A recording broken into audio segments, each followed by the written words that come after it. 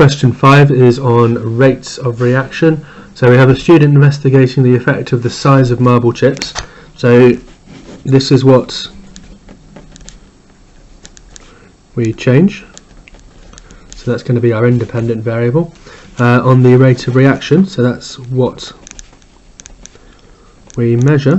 So I'm not even sure what they're going to ask us about for this question, but as soon as I start reading through that, I'm going to try and identify what our independent variable is and what our dependent variable is over here. And then here we have the method. We added 10 grams of marble chips to the flask. That looks like a control variable. Let's circle that. Add 50 centimeters cubed of hydrochloric acid. Again, I think that's going to be another control variable. Record the mass loss every 10 seconds and then repeat it with different sizes of marble chips. So the mass of the marble chips is always going to be the same. It's going to be 10 grams, but that might be made up of smaller or larger marble chips. Next, draw one line from each type of variable to the correct example of this variable. So the independent variable, well, that's the size of the marble chips. We just spoke about that a second ago. So let's see if we can, oh, here we go. Size of marble chips. Next, control.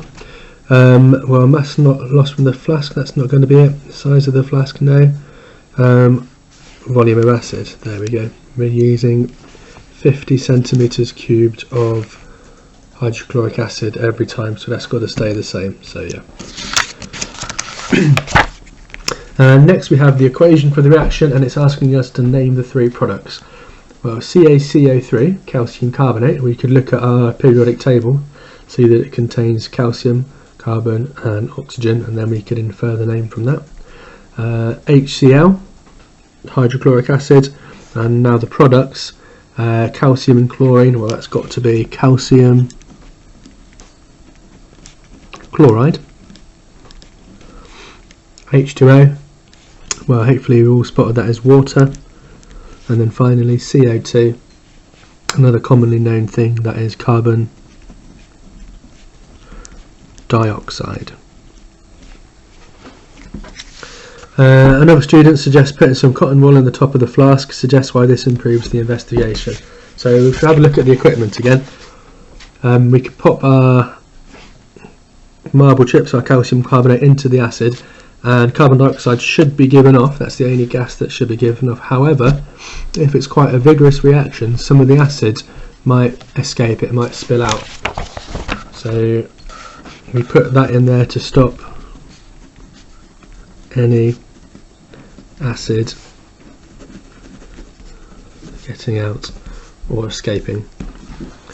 5.4, it produces 1.6 grams of gas in 30 seconds, so we might need that in a second. Calculate the rate of reaction, and it even gives us an equation. So we've got mass of the product produced in grams, 1.6, time in seconds, 30. 1.6 over 30. Get a calculator. 1.6 divided by 30. 0.053 recurring. It is recurring, but I'm just going to round that to 0.053. Two significant things is probably a sensible thing to round it to if there's no other information. What is the unit for the mean rate of reaction? So we can figure that out from our equation. That we've got mass of products in grams divided by time in seconds, so it's going to be grams divided by seconds. So definitely not that one. Grams per second looks good. Definitely not that one. Definitely not seconds per gram. So yeah, very happy with that. Our next question gives us the results of the experiment, and it gives us some graph paper underneath, and we have to plot the results. I'll keep flipping backwards and forwards so we can see what they are. The first one, 0, 0.0, that's our origin, so we'll use a little cross to plot that. Now I'm doing this in red pen purely because it shows up better on the visualizer on the video. However, when you do yours, you need to use a sharp pencil, not a blunt one like this. Next point, 10, we go along 10, we go up to 0.8, so along to 10, and each of these squares, or two squares, represents 1. So this will be 0.75, another one will take us to 0.8. 20 goes to 0.6, which will be there. 30 goes to 1.6, which will be here. 40 goes to 1.8, which will be here. 50 takes us up to 2, and 60 takes us up to 2 as well. Okay, so that's not a bad spread of results. Straight away I can see a problem though, so I'm just going to draw a circle around this one, and then I'm going to draw a line of best fit.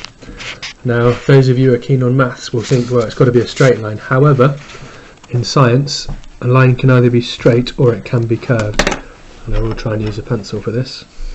So this bit probably quite linear, then we want it curving like that.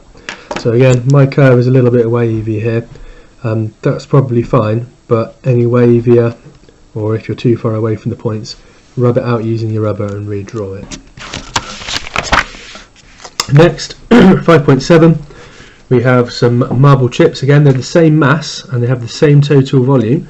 This large marble chip has been broken down into 8 smaller ones. This gives you a lot more surface area. So this has probably got, well, it's got a lot more surface area. Why do the 8 marble chips react faster than the large marble chip?